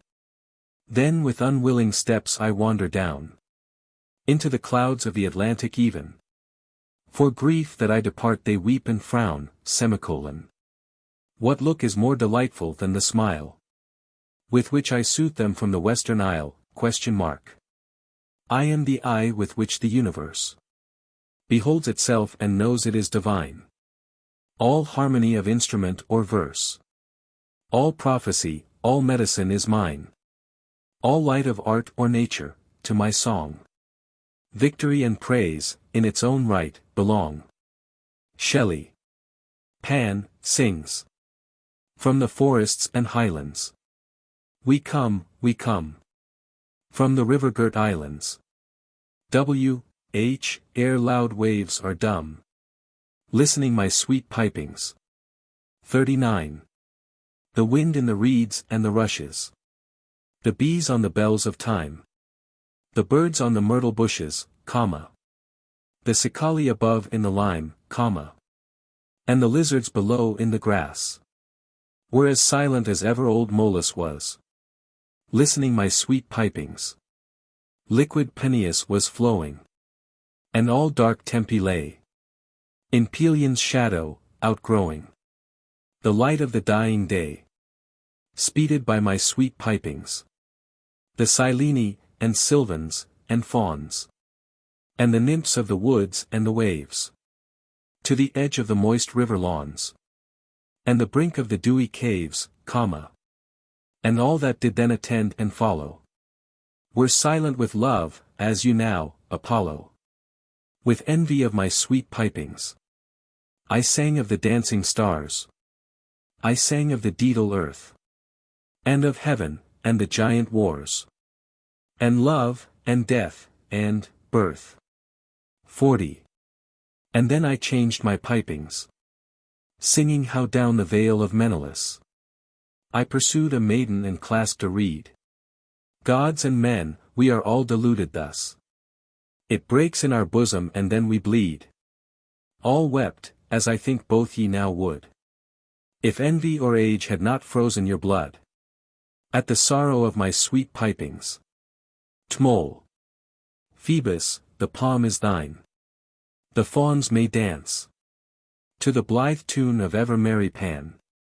But wisdom, beauty, and the power divine of highest poesy lives within thy strain. Named by the gods the king of melody. Receive from my weak hands a second crown. Pan. Old greybeard, you say false. You think by this to win Apollo with his sultry beams. To thaw your snowy head, and to renew the worn-out soil of your bare, ugly hill. I do appeal to Phrygian Midas here. Let him decide, he is no partial judge. Mid. Immortal Pan, to my poor, mortal ears. Your sprightly song in melody outweighs his drowsy tune, he put me fast asleep. As my prime minister, Zopyrion, knows. 41. But your gay notes awoke me, and to you. If I were Molus, would I give the prize? Apol. And who art thou who darest among the gods mingle thy mortal voice? Insensate fool! Does not the doom of Marsyas fill with dread thy impious soul? Or wouldst thou also be another victim to my justest wrath? But fear no more. Thy punishment shall be but as a symbol of thy blunted sense. Have asses' ears. And thus to the whole world. Wear thou the marks of what thou art. Let Pan himself blush at such a judge. 50. Exeunt all except Midas and Zopyrion. Mid. What said he? Is it true, Zopyrion? Yet if it be, you must not look on me. But shut your eyes, nor dare behold my shame. Ah! Here they are. 2 long, smooth asses' ears. They stick upright. Ah, I am sick with shame. Zoper. I cannot tell your majesty my grief. Or how my soul's oppressed with the sad change that has, alas, befallen your royal ears. Mid. A truce to your fine speeches now, Zopyrion. To you it appertains to find some mode of hiding my sad chance, if not you die. Zoper. Great king, alas! My thoughts are dull and slow, winky face. 42. Pardon my folly, might they not be cut? Rounded off handsomely, like human ears, ? Mid. Feeling his ears. They're long and thick, I fear 'twould give me pain. And then if vengeful Phoebus should command another pair to grow, that will not do. Zoper. You wear a little crown of carved gold, which just appears to tell you are a king. If that were large and had a cowl of silk, studded with gems, which none would dare gainsay, then might you. Mid. Now you have it. Friend. I will reward you with some princely gift. But, hark! Zopyrion, not a word of this. If to a single soul you tell my shame, you die. I'll to the palace the back way, and manufacture my new diadem, the which all other kings shall imitate, as if they also had my asses' ears. Exit. Zoper. Watching Midas off. He cannot hear me now, and I may laugh. I should have burst had he stayed longer here. 2 long, smooth asses' ears that stick upright. Oh, that Apollo had but made him bray. I'll to the palace. There I'll laugh my fill. 43. With, hold. What were the last words that Midas said? I may not speak, not to my friends disclose the strangest tale. Ha! Ha! And when I laugh, I must not tell the cause. None know the truth. None know King Midas has, but who comes here? It is Asphalion, he knows not this change. I must look grave and sad, for now a smile. If Midas knows it may prove capital. Yet when I think of those, oh! I shall die. In either way, by silence or by speech. Enter Asphalion. Asphal. Know you, Zopyrion? Zoper. What, you know it too? Then I may laugh, oh, what relief is this? How does he look, the courtiers gathering round? Does he hang down his head, and his ears too? Oh, I shall die. Laughs. Asph. He is a queer old dog. Yet not so laughable. 'Tis true, he's drunk. And sings and reels under the broad, green leaves. And hanging clusters of his crown of grapes dot. Zoper. A crown of grapes.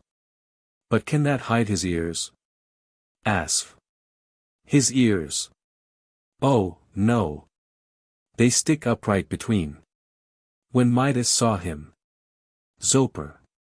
Whom then do you mean? 44. Did you not say? Asph. I spoke of old Silenus.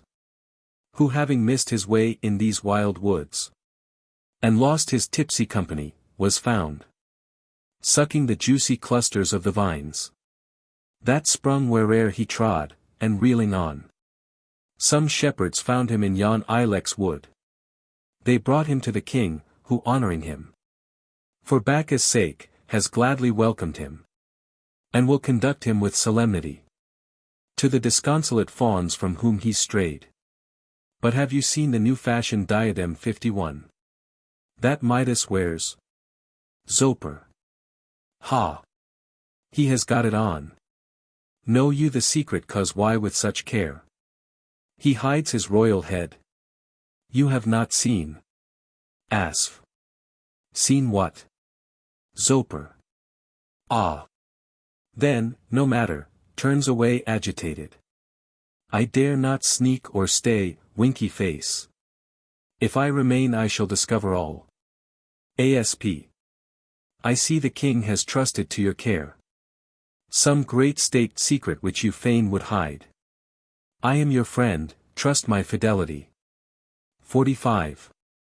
If you're in doubt I'll be your counselor. Zoper. With great importance. Secret, Asphalion. How came you to know? If my great master, which I do not say, should think me a fit friend in whom to pour the weighty secrets of his royal heart, shall I betray his trust? It is not so. I am a poor despised slave. No more. Join we the festal band which will conduct Silenus to his woods again. Asph. My friend. Wherefore mistrust a faithful heart? Confide the whole to me, I will be still as death. Zoper. As death. You know not what you say, farewell. A little will I commune with my soul. And then I'll join you at the palace gate. Asph. Will you then tell me? Zoper. Cease to vex, my friend. Your soul and mine with false suspicion, aside, oh. I am choked. I'd give full 10 years of my life. To tell, to laugh, and yet I dare not speak. 46. Asph. Zopyrion, remember that you hurt the trusting bosom of a faithful friend. By your unjust concealment. Exit. Zoper. Oh, he's gone. To him I dare not speak, nor yet to Lacon. No human ears may hear what must be told. I cannot keep it in, assuredly. I shall some night discuss it in my sleep. It will not keep. Oh! Greenest reeds that sway. And nod your feathered heads beneath the sun. Be you depositaries of my soul. Be you my friends in this extremity, smiley face. I shall not risk my head when I tell you the fatal truth, the heart-oppressing fact. Stooping down and whispering. Enter Midas, Silenus and others, who fall back during the scene. Midas is always anxious about his crown, and Zooperion gets behind him and tries to smother his laughter. Silent. Very drunk, again I find you, Bacchus, run away. Welcome, my glorious boy.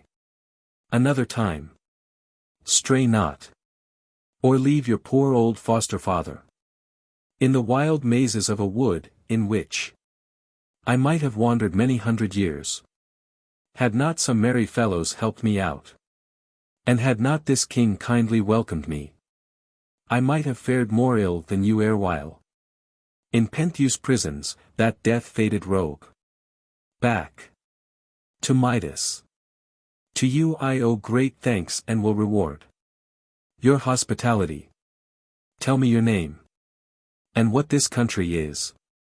Midas. My name is Midas. The reeds, nodding their heads. 49. Midas, the king, has the ears of an ass. Midas. Turning round and seizing Zooperion. Villain, you lie. He dies who shall repeat those traitorous words. Seize on Zooperion. The reeds. Midas, the king, has the ears of an ass. Mid, search through the crowd. It is a woman's voice. That dares belie her king, and makes her life a forfeit to his fury. Asf. There is no woman here. Back. Calm yourself, Midas. None believe the tale. Some impious man regain some fawn dare's fame. In vile contempt of your most royal ears. Off with your crown, and shew the world the lie. Mid, holding his crown tight. Never.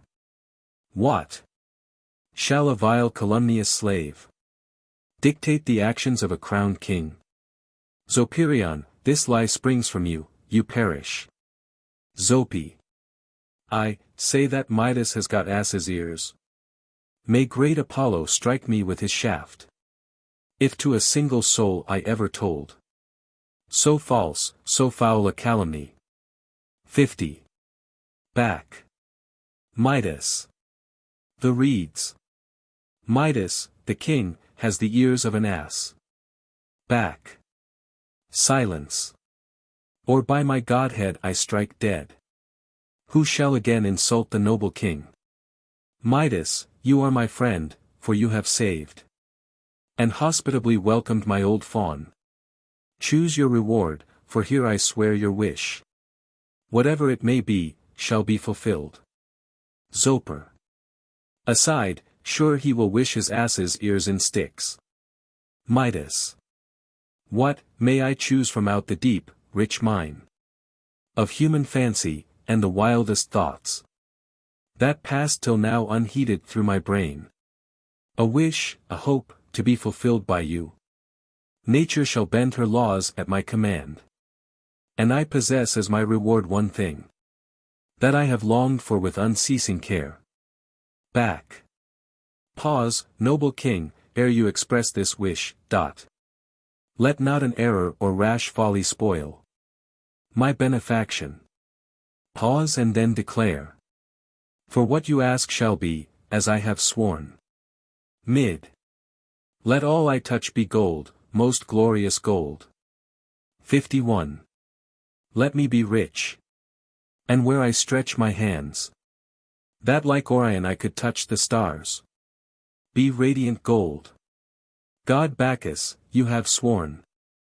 I claim your word, my ears are quite forgot. The reeds. Midas, the king, has the ears of an ass. Mid. You lie, and yet I care not. Zoper. Aside to Midas, yet might I but have advised your majesty, I would have made one god undo the other's work. Midas. Aside to Zoper. Advise yourself, my friend, or you may grow shorter by a head ere night. I am blessed. Happier than ever earthly man could boast. Do you fulfill your words? Back. Yes, thoughtless man. And much I fear if you have not the ears. You have the judgment of an ass. Farewell. I found you rich and happy. And I leave you, though you know it not, miserably poor. Your boon is granted, touch. Make gold. Some here.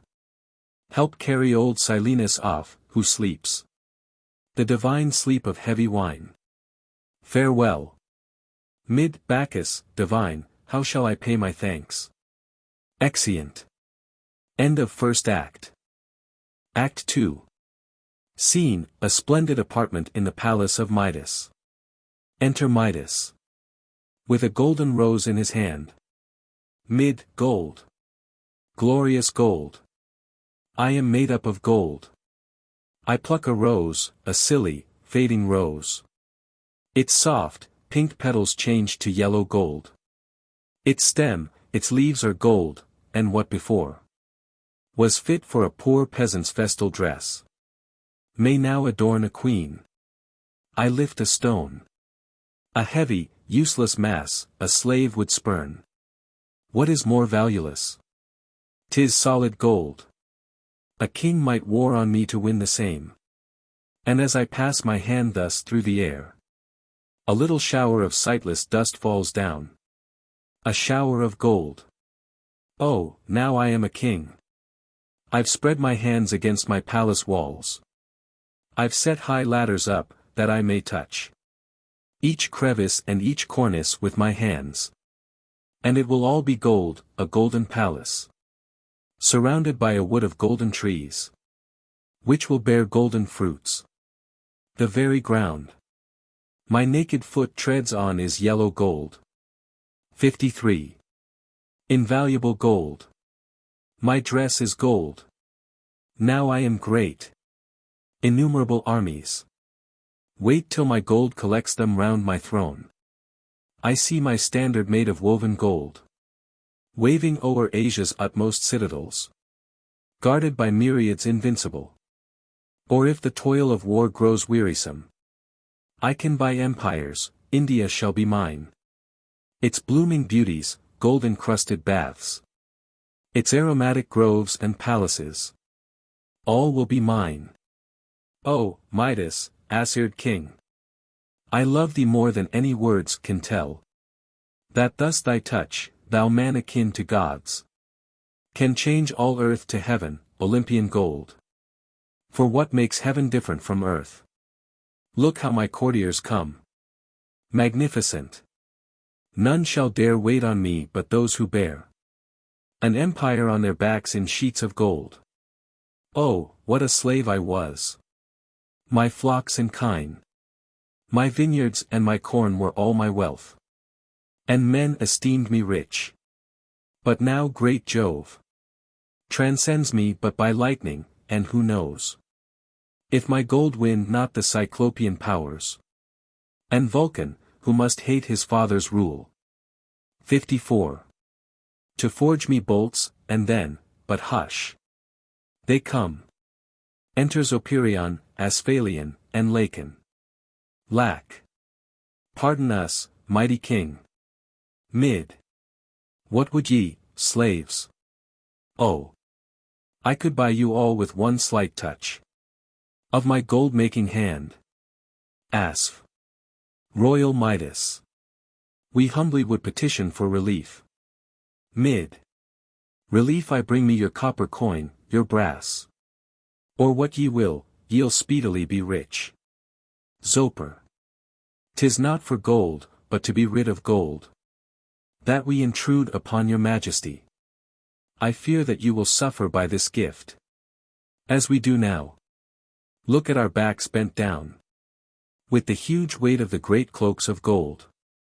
Permit us to put on our shabby dress, our poor despised garments of light wool. We walk as porters underneath a load. Pity, great king, our human weaknesses, nor force us to expire. Mid, begone, ye slaves. Go clothe your wretched limbs in ragged skins. Take an old carpet to wrap round your legs. 55. A broad leaf for your feet, ye shall not wear. That dress, those golden sandals, monarch-like. Asf. If you would have us walk a mile a day. We cannot thus, already we are tired. With the huge weight of souls of solid gold. Pitiful wretches. Earth-born, groveling dolts. Begone. Nor dare reply to my just wrath. Never behold me more. Or if you stay, let not a sigh, a shrug, a stoop betray. What poor, weak, miserable men you are. Not as I am a god. Look, dunce. I tread or leap beneath this load of gold. Jumps and stops suddenly. I've hurt my back, this cloak is wondrous hard. No more of this. My appetite would say. The hour is come for my noonday repast. Lack. It comes borne in by 20 lusty slaves. Who scarce can lift the mass of solid gold. That lately was a table of light wood. Here is the heavy golden ewer and bowl. In which, before you eat, you wash your hands. Lifting up the ewer. This is to be a king. To touch pure gold. 56. Would that by touching thee, Zopyrion, I could transmute thee to a golden man. A crowd of golden slaves to wait on me. Pours the water on his hands. But how is this? The water that I touch falls down a stream of yellow liquid gold. And hardens as it falls. I cannot wash. Pray Bacchus, I may drink. And the soft towel with which I'd wipe my hands transmutes itself into a sheet of heavy gold. No more.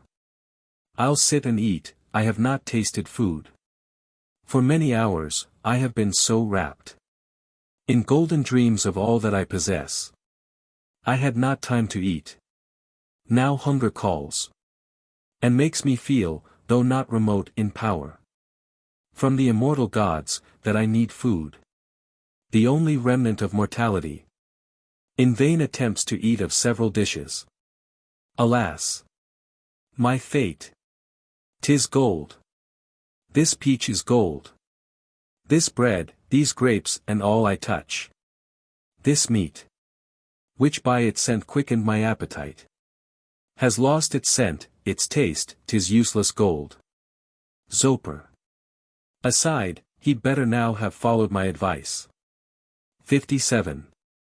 He starves by gold yet keeps his ass's ears. Asphalion, put that apple to my mouth.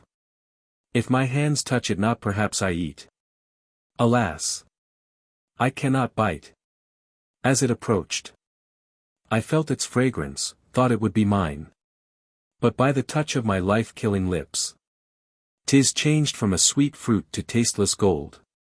Bacchus will not refresh me by his gifts. The liquid wine congeals and flies my taste. Go, miserable slaves. Oh, wretched king. Away with food. Its sight now makes me sick. Bring in my couch. I will sleep off my care. And when I wake I'll coin some remedy. I dare not bathe this sultry day, for fear I be enclosed in gold. Begone. I will to rest, oh, miserable king. Exeunt all but Midas. He lies down, turns restlessly for some time and then rises. Oh! Fool!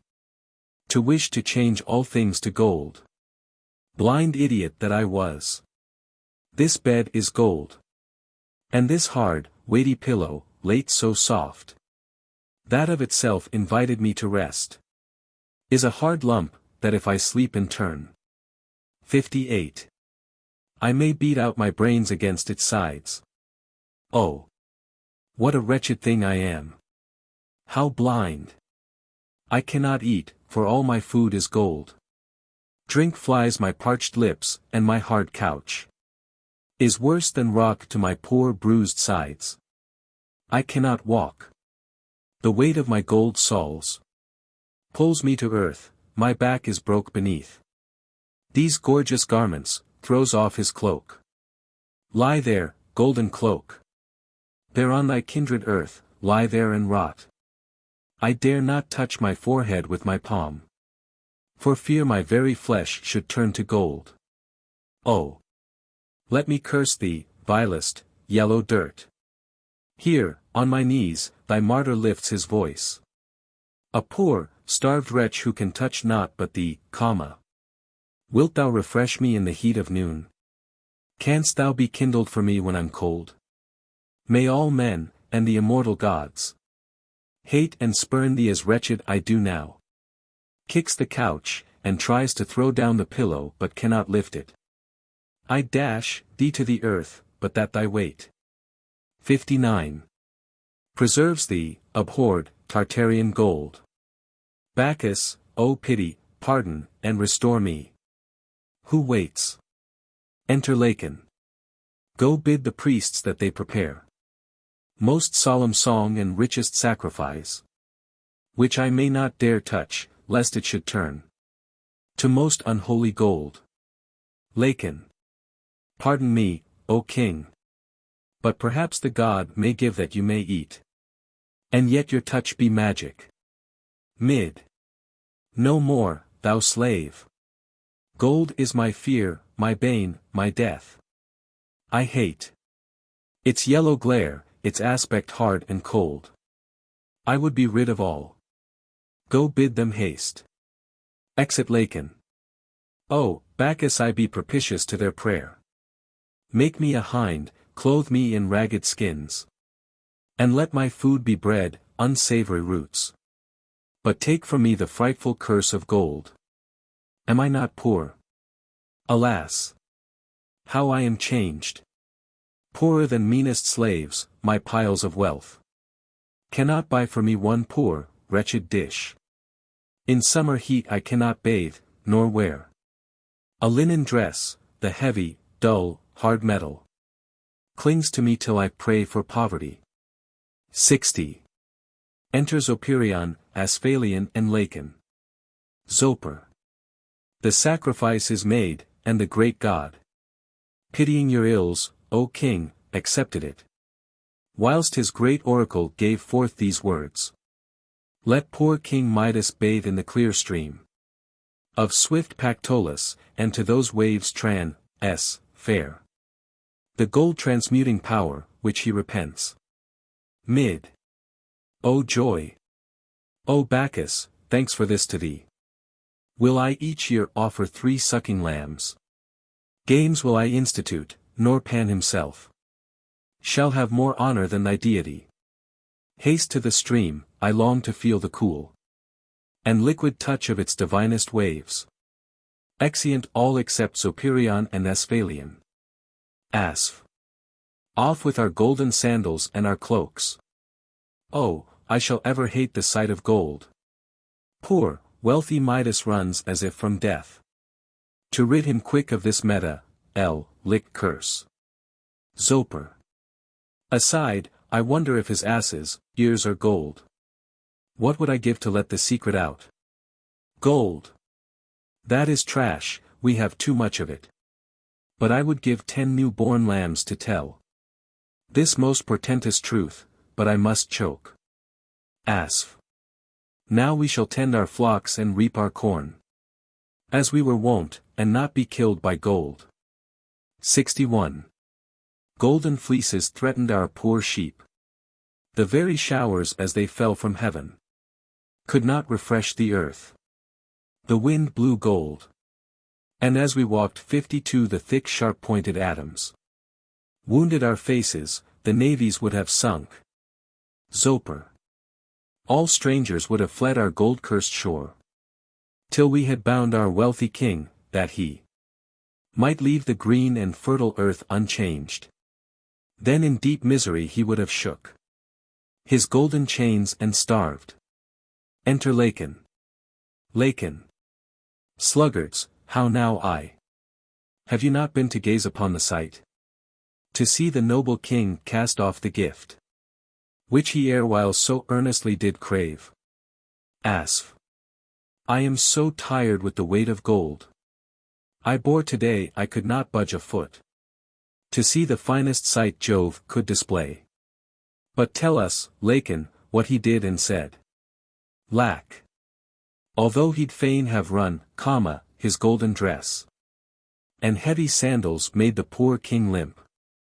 As leaning upon mine and the high priest's arm, he hastened to Pactolus. When he saw the stream, thanks to the gods, he cried aloud in joy. Then having cast aside his robes, he leaped into the waves, and with his palm 62. Throwing the waters high, this is not gold. He cried, I'm free, I have got rid of gold. And then he drank, and seizing with delight a little leaf that floated down the stream. Thou art not gold, he said. Zoper. But all this time, did you behold, did he take off his crown? Lacon. No, it was strange to see him as he plunged.